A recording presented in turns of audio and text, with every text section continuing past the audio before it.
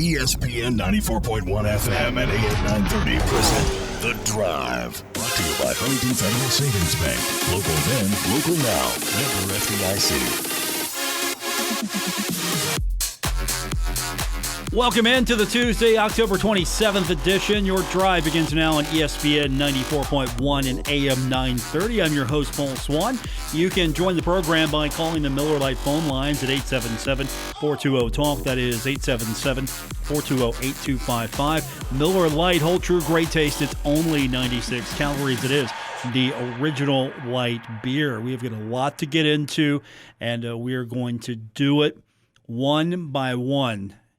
First of all, coming up on the program today, I hope to be talking with the voice of the FIU Panthers, AJ Ricketts. We've got a lot to get into, and it's not about the game specifically because we find out earlier today that FIU making the decision to postpone the home game against Marshall due to a lack of available scholarship student athletes is what the release said.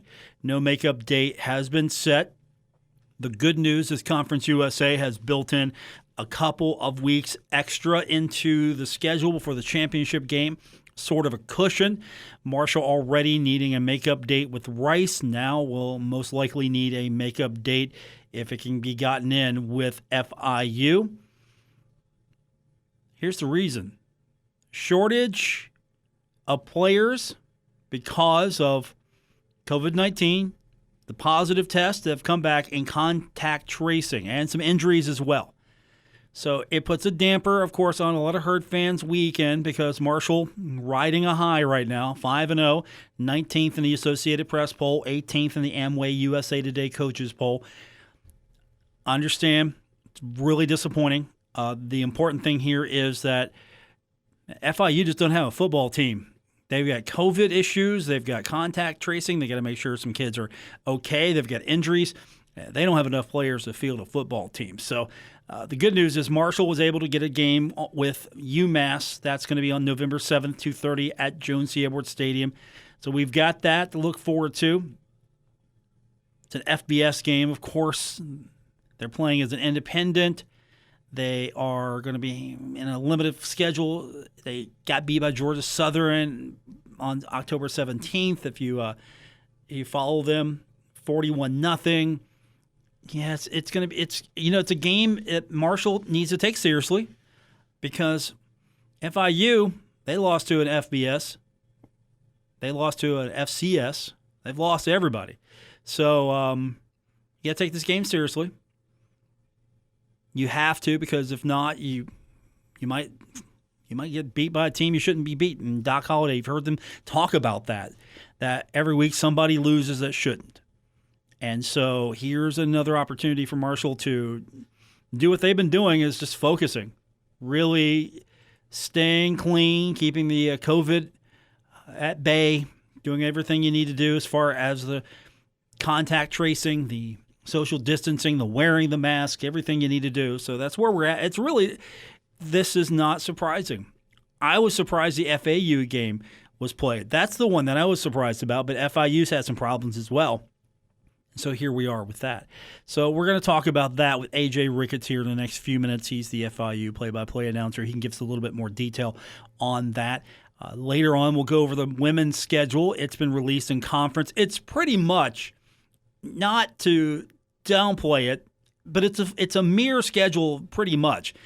There's a date variance with the WKU series, but for the most part, when Marshall is taking on FIU at on the road, the ladies are going to be entertaining FIU.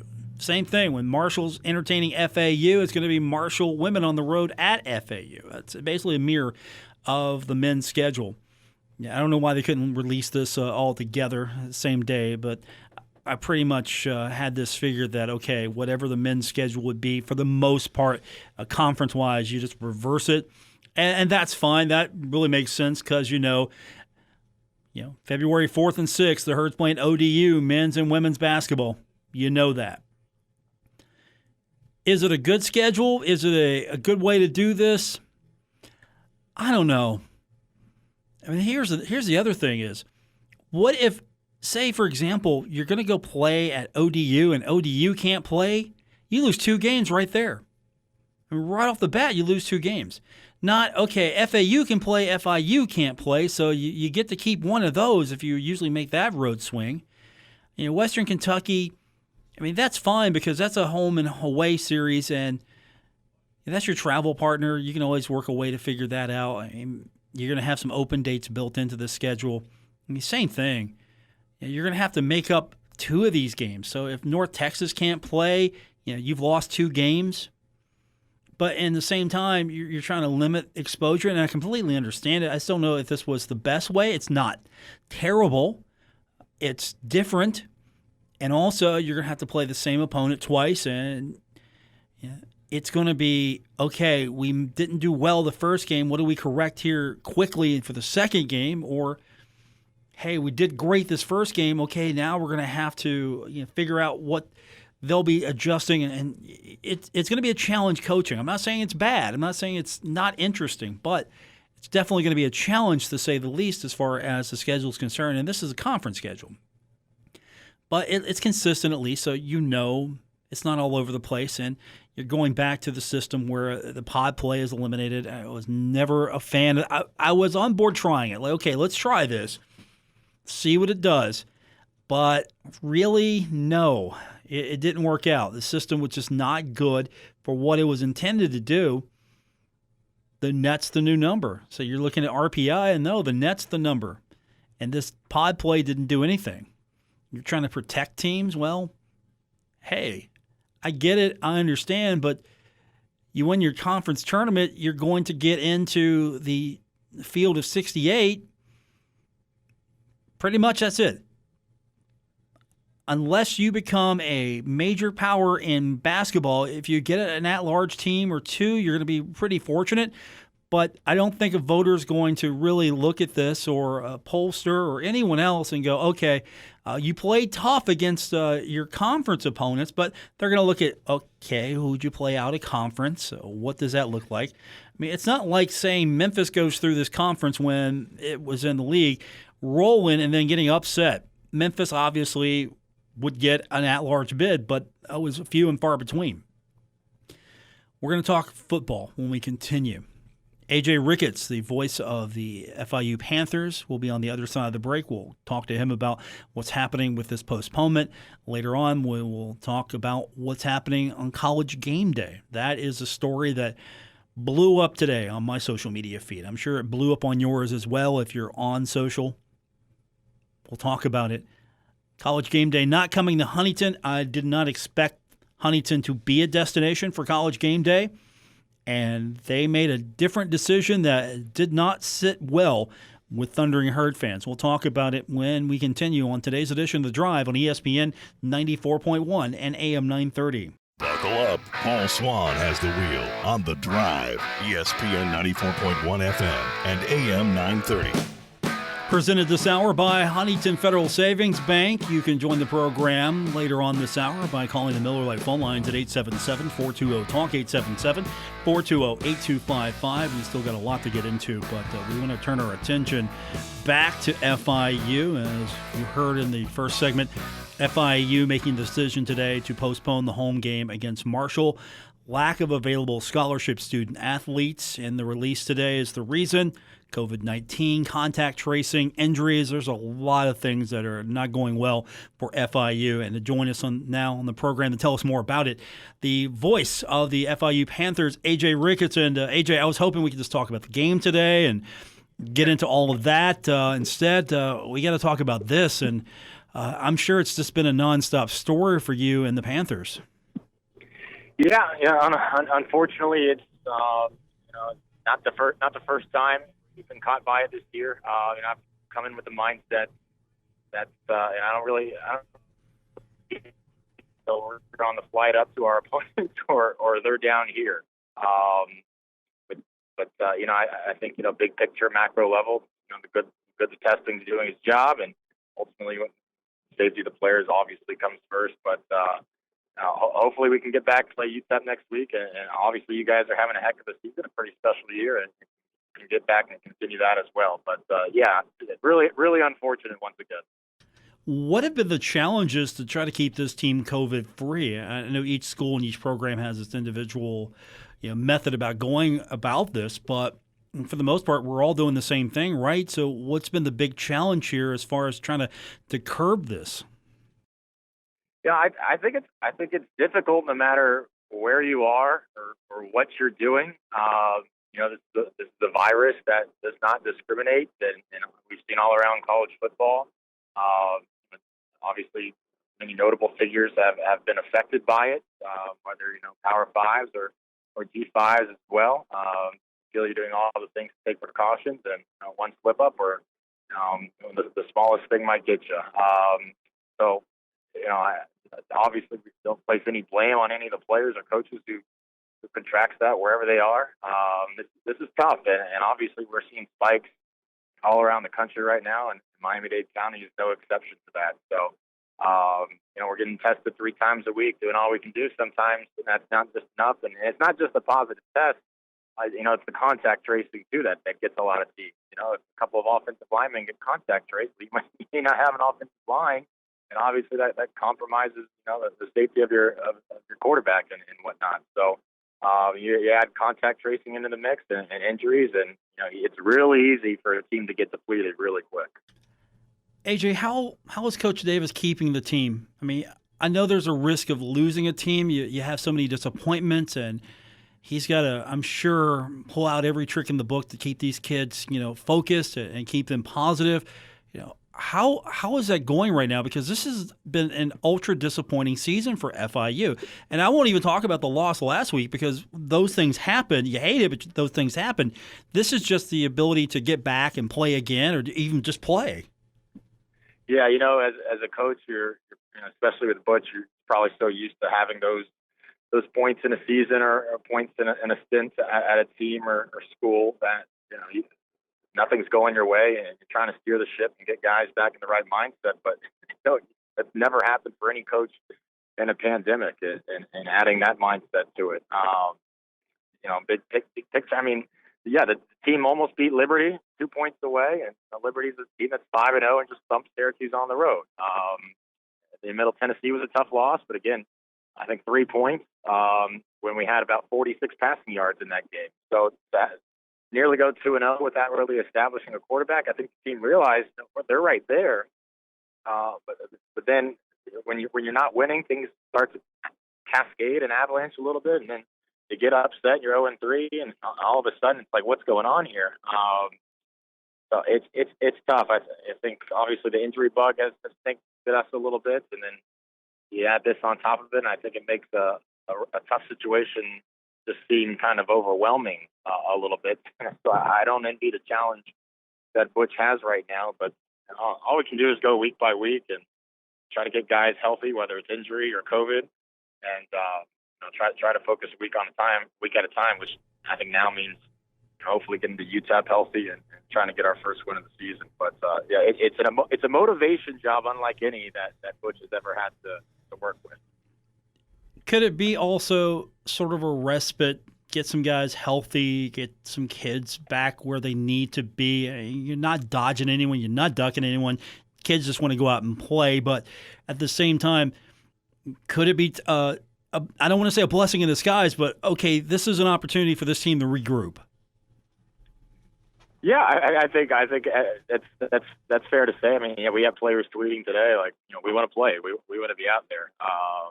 If you asked them, they would have embraced the challenge of the first ranked matchup in 6 years. I think it's great that you referenced that. There's no dodging it in any case. This is health and safety, and certainly what comes with that is a chance to get your feet on the ground. Just take a deep breath and hopefully get some guys back on the field. But we had a number of starters injured in that Jacksonville State game too. Our number 2 running back. So it's there's a lot, and we're certainly not the only school in Conference USA that's had to deal with this right now. And that's another tangent too. Conference USA's got craziest storylines going on. You see what's happening at Southern Miss today, having their 3rd coach of the season. It's been a wild and wacky year, and it was interesting when we were early into all this, and teams were having their schedule canceled left and right. Paul, like we were the last team in all of FBS to have their schedule unaltered. We still had our original schedule intact, and we were the only team in college football. But that didn't last. That distinction didn't last too long. So UMass canceled, and then we had our first 2 games postponed, and obviously the updates and developments since then. But yeah, disappointing. I was really looking forward to playing you guys, and Marsh. Obviously, it's been a special year for Herd fans. AJ Ricketts joining us, the voice of the FIU Panthers. Unfortunately, the game postponed. Are you hearing anything? I know it's too soon, but still, those are the questions that I'm already seeing on social media. When's this thing going to be rescheduled? And I know it's so fluid right now.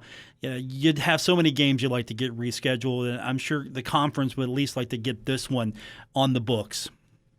Yeah, based on my my armchair look at it here, UMass, I think before UMass might have been a team we tried to schedule originally for those December weeks, but we had our postponement against Charlotte the other week.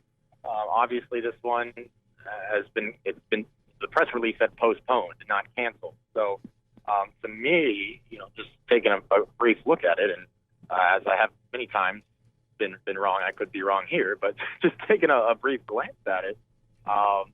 That first week of December may be a chance for us to get that game in against Charlotte, and the second week might be a chance to get this Marshall game in, and that would lead up to the third week, I think December 18th, which is the conference championship game. I would think Charlotte and Marshall take precedent over trying to get that UMass game in. So I think it's certainly a game that still could be played, but I also might be completely wrong. So don't take me at my word for it, and I don't have the scoop, but maybe there is certainly a chance that gets in with those pair of free weeks in December. AJ Ricketts, my guest. He's the voice of the FIU Panthers. I guess the silver lining for you is you got a few extra days to get ready for basketball now. You've got your charts and everything. I'm sure working on that with a little extra time. Yeah, all right. You would hope so. I'm just hoping we can build up a non-conference schedule. I think you guys might be feeling the same thing. It's tough to find power schools that want to play you right now and build up a non-conference schedule. We're seeing more conversation about league-only schedules and whatnot. I'm just crossing my fingers that we can get college hoops going. We know the importance of that and the financial revenues that March Madness brings with it. Man, what a tough year. Trying to get this underway. I don't envy the athletic department whatsoever. But I don't know, Paul. I might go out to the beach and toss back a cold one this week instead of working on the basketball charts. But we're just going to take it a week at a time. Yeah, that's not a bad idea. I mean, I don't have that luxury. I can go hang out on the sandy shores of the Ohio River. You, the ocean. Yeah. That's what I might have in mind. I might pencil that in on my calendar. Speaking of basketball, the conference releases the schedule. And of course, Marshall and FAU and Marshall and FIU are going to be playing in January. Specifically for us, January 21st and 23rd will be at FIU. What do you think of this new format where you're playing twice? I like it to a degree. I understand it. But at the same time, I'm not sure if I'm totally on board because what if something happens similar to what's going on with football right now? Marshall and FIU lose 2 games right off the bat. Yeah, there's some pros and cons to it, and that's certainly a valid add to the risk.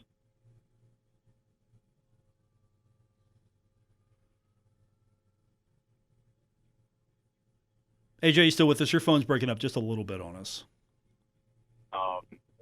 Obviously, revenues are drastically cut this year, so if you can save a flight or anything of that kind of logistical, the potential drop of an extra game, it's tough. I think it's an innovative line of thought. I think we're seeing more conferences kind of trending this way, at least mid-major. I don't know if we're going to see that among the power conferences, but Conference USA certainly isn't the only one that's kind of going Thursday, Saturday, same spot. I mean, selfishly, I don't mind staying at the hotel the extra day instead of a 5-hour bus ride in a lot of cases, especially if we're in a fun city. I love getting up to West Virginia and seeing the restaurants and good spots to get to. It's a different feel, from the 305 in Miami and the big city. It's nice to get away in West Virginia for a little bit. I wouldn't mind a couple days up there, but it's different. I see your point. If a team gets a case, I might wipe out some games. I've seen, and that goes back to the line of thinking. How strict are the standards going to be? If you have one guy test positive, the contact tracing wipe the team out for 2 weeks. Basketball rosters are a lot more thin, obviously, than football. You don't have a bunch of guys to replace and go down the depth chart. So how is that going to work? We're going to find out here real soon. Yeah, I just know basically talking to the players, because we're starting to get to talk to them, is they can't hang out with each other as much anymore. They can't spend that much time. For example that was given was if somebody needs a ride, not necessarily now can you go give that player a ride because you got to stay away, and they're wearing masks in practice. So I guess it's even more dangerous in basketball because one case could go through and wipe out an entire team, and you don't have a deep roster. And then everybody's getting their year back. So same thing with football and basketball. We're going to see all these guys again. So after all this is over, I guess the positive for FIU is these guys are coming back. So, yeah, they're losing some things now, but they're going to get a chance to redeem themselves. Yeah, that's the thing. We may not be talking as much this year, but come next season, the decisions that are made and the amount of talent that's coming, that's going to be fascinating. And again, they can come back, but the schools aren't, bound to, hold those scholarships. So if there's, a incoming freshman they really want to have,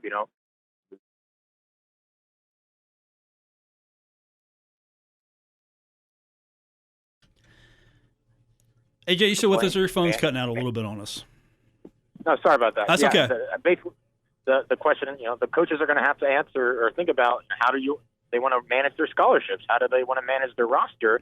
If there's a highly touted incoming freshman they want, and then there's a veteran that doesn't play as much, how do you manage that situation? The NCAA is allowing everybody to come back, but that doesn't mean the team needs to. So, that'll be interesting how that is managed moving forward next year. But hopefully leads to a lot of talent coming back in the conference that otherwise would not have. Joining us on the program, the voice of the FIU Panthers, AJ Ricketts. Enjoy the beach. I know we don't have a game Friday. Saturday you already probably had your plans in place, but Friday night at least you got the beach, right? Yeah, that is it's tough. I'll have to persevere.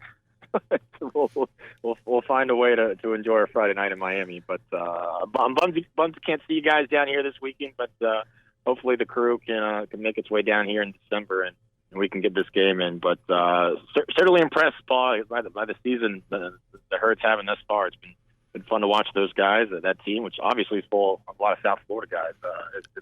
It has the makings of a pretty cool season thus far. Yeah, those guys missing the opportunity to come down. And a lot of that, though, was they know each other. There's some trash talking. It makes it fun. Oh, yeah. The only bad thing was they really couldn't have seen their families and their friends because, again, of everything, the protocols that are put in place. So, absolutely, yeah. Hopefully we can get this back to a normal schedule where we can get this game played and everybody gets to see everybody. And, of course, full-strength FIU I'm looking forward to seeing. Yeah, hopefully we can have our quarterback situation figured out by that point and offer up a pretty good game. But let's get everybody healthy, get everybody safe, and we'll all be hopefully good to go come Christmas time. AJ, appreciate you doing this, especially with these circumstances, and I can't wait to get you back on during basketball season. Absolutely, man. You guys be well. Appreciate the time. Thank you, sir. AJ Ricketts, the voice of the FIU Panthers. When we come back, we're going to hear from Darius George, talk a little Marshall basketball. Later on, we will talk about College Game Day. It's not coming to Huntington on the 14th. I know a lot of Herd fans were pushing for that, petitioning, social media all over the place. Where are they going? We'll talk about that when we continue with today's edition of The Drive on ESPN 94.1 and AM 930. We're taking Paul Swann everywhere. Download or subscribe to The Drive with Paul Swann on Apple Podcasts, Spotify, or wherever you get your podcasts. Presented by Huntington Federal Savings Bank. This is The Drive on ESPN 94.1 and AM 930. Basketball season about to get underway. Conference schedule begins December 31st. Non-conference schedule yet to be announced. The team in official practice capacity now. They're still wearing their masks. They're doing everything they need to do, social distancing. And Darius George spoke with us yesterday, and he talks to us about some of the challenges that they're going through, what they need to do. COVID has been a constant reminder with everything they're going through right now. And here's Darius George talking about everything they're going through as they get set for the season. Just with all this COVID stuff going on, it's just our practices, just staying together as a team, just working on what we need to work on, focusing on the bigger picture. And even though everything's like virtual now, like all our classes are online, most of them. So it's been a weird transition, but we still got to focus on what we have in the future. When we have games, we still have to focus on it just like it was a regular season. Now, I know that I went to the conference tournament, and I've told several people this. Does it feel like you all went to the CUSA tournament, and when you got back, the entire world had changed? Yeah, it was weird because we won our first game, and the next morning we got that call, and it was just upsetting that we couldn't play. We had to leave, and I feel like we were playing at our best at the time. So it was rough. And those few months that went by, it was just rough being home. Like being home was fun, but knowing that we were in the conference tournament and had to go on with that was a rough part of it all. And it just went by so fast, and I can't believe how it went down. But it's whatever. Is that added motivation for you now, knowing that you were so close or had a great opportunity? Yeah, it's definitely motivation for me being a senior this year, and it's just like anything can happen. So like we just have to focus on during practice, have fun, don't take it for granted, and just keep doing what we do. Darius, what changes do you think might occur this season due to the pandemic? Obviously, you're practicing with the mask on. You're wearing a mask right now. What has that been like for you guys so far? The mask, I mean, at first it was rough, but we're all used to it now, having the mask on. It's just weird because, like, we never did this before, like, in our lifetime. Just having the mask on during practice is kind of rough, especially, like, when we sweat. That's rough. And, like, at first it was hard to breathe in, but, like I said, we got used to it. And I just hope, like, during the season, like, anything can happen. I hope we don't have to, like, wear masks during the game, but I doubt that happens. But having a mask, it's been rough, but it's something we need to do. Darius, for you personally, if I remember back then, COVID-19 affected you and your family, pretty difficult at the beginning of this stuff. How have you relayed that to your teammates as far as the importance of taking those precautions and really, walk me through that off season of dealing with that and trying to keep basketball in your mind as well?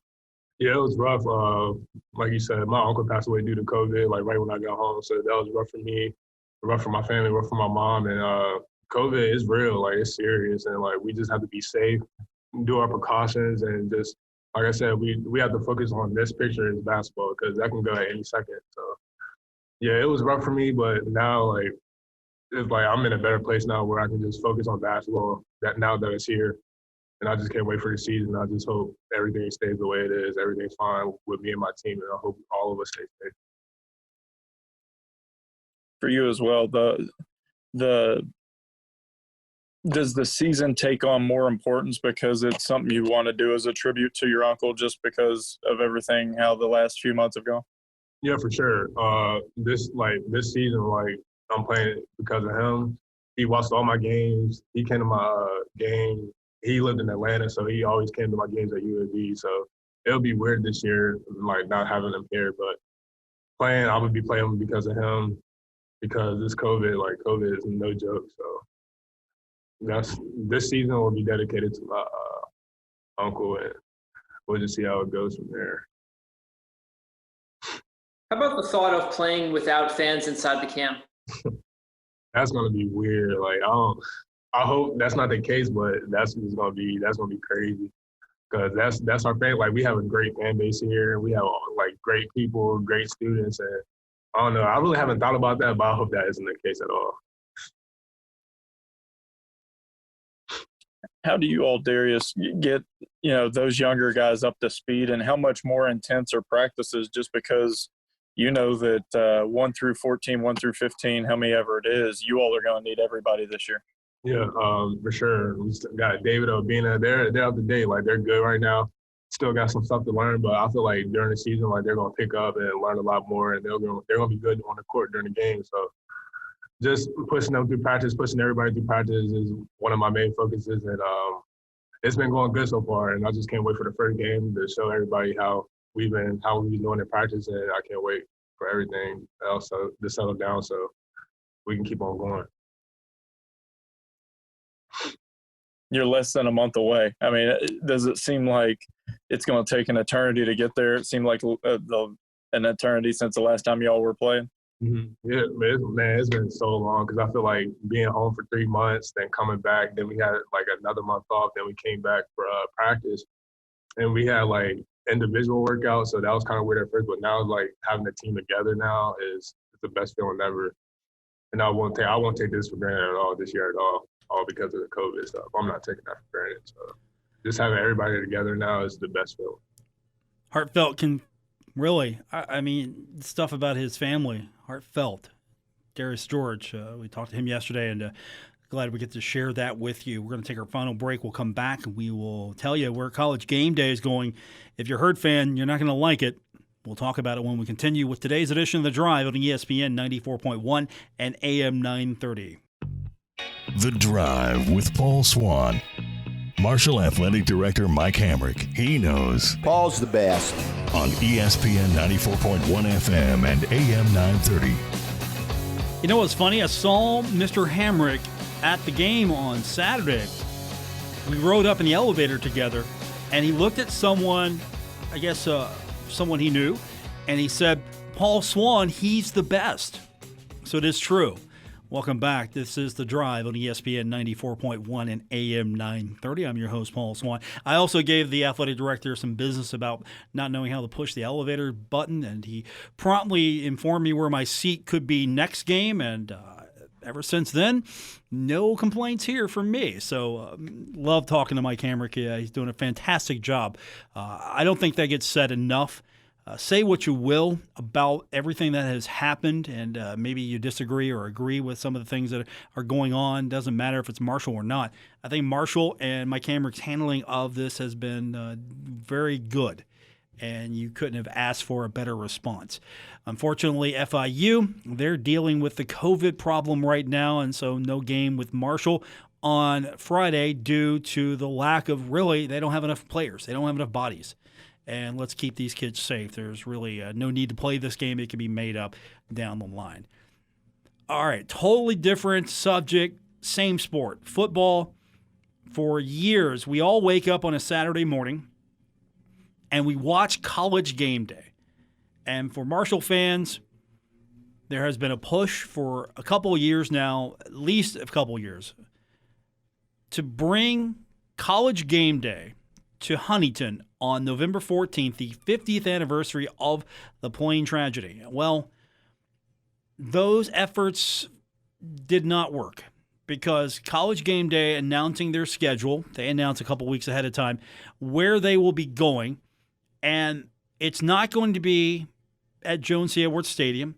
Now, let me preface this by saying it wouldn't have been College Game Day. It wouldn't have been the true experience that everyone is clamoring for. It more than likely would have been inside Jones C. Edwards Stadium, and it would have been an empty backdrop. Corso's at his place. He's got his pool. He's got his backyard. It's not College Game Day like it used to be. It's just not. And it's a pretty festive deal, right? It's a big party. And the 50th anniversary of the Marshall plane crash is going to be very somber. So I'm thinking that maybe went through their heads as well, or maybe it wasn't even on ESPN's radar. Because today, ESPN and Augusta National Golf Club announced that they are bringing their traditions together in a unique way, the release said. College Game Day, set to originate from the Masters Tournament, which was postponed from its traditional April date due to the pandemic, on Saturday, November 14th in Augusta, Georgia. This is going to be broadcast from the Par 3 course, the site of the Masters Par 3 contest. And so you're seeing two properties two entities. You're seeing synergy here. You remember that corporate buzzword, synergy? So you're seeing the synergy here because, of course, the Masters is going to be on ESPN. There's going to be a big tie-in there. So the Masters for the first couple of days going to be on ESPN. ESPN's taking advantage of this. There's going to be a lot going on with the Masters. It's going to be very different. So, College Game Day, the Masters just happens to be on the 14th of November. College Game Day, ESPN thinking, hey, this will be great. This is going to be a fantastic marketing opportunity here to do game day from a golf course. If you're not going to have fans around, the golf course makes sense, right? Well, I thought that College Game Day should just be studio-based anyway this year. I mean, what's the value of sitting in an empty stadium? Unless you just want to go to the game. I don't know. You're sitting in an empty stadium. You don't have the feel, the atmosphere. You don't have any of it. It's not College Game Day. It's some guys sitting around a socially distanced studio outside in the open air doing their studio show. And it never made sense to me. But that's another issue. The whole issue here is that this is more about marketing. This is more about where ESPN sees this marriage, what they can get out of this. There's going to be a lot of promotions going around with a lot of content coming out of Augusta, part of the Masters. I mean, it is a tradition unlike any other. And so here we are. And then this announcement comes out. Social media. Let me give you a hint. I'm on it, and if you direct message me or you at me and I'm paying attention, I'm going to be on top of it. I'm going to be following you. I'm going to be talking to you, and I'm going to do all that. But it was super loud today on social media, and it's still super loud because there are just Herd fans that are not happy about this, and they're still pushing. This is not going to change. ESPN's not going to see a petition and go, oh, you know what? We messed up. We can't do this. We got to pull out. Now, I'm sure ESPN's going to do some nice features or do something to mark the day. I would think they would, but this is all dollars and cents. This is all business, boardrooms, marketing, partnerships, all of that. I don't think they even had Marshall on their radar, to be quite honest. And so I don't think it's a direct slight, but then again, you're at a golf course. Okay. Not my first choice, but okay. That does it for this edition. We'll be back on tomorrow. We'll get your phone calls in. You can find me on Twitter at Paul Swann. Look forward to hearing from you there. Have a great evening, everyone.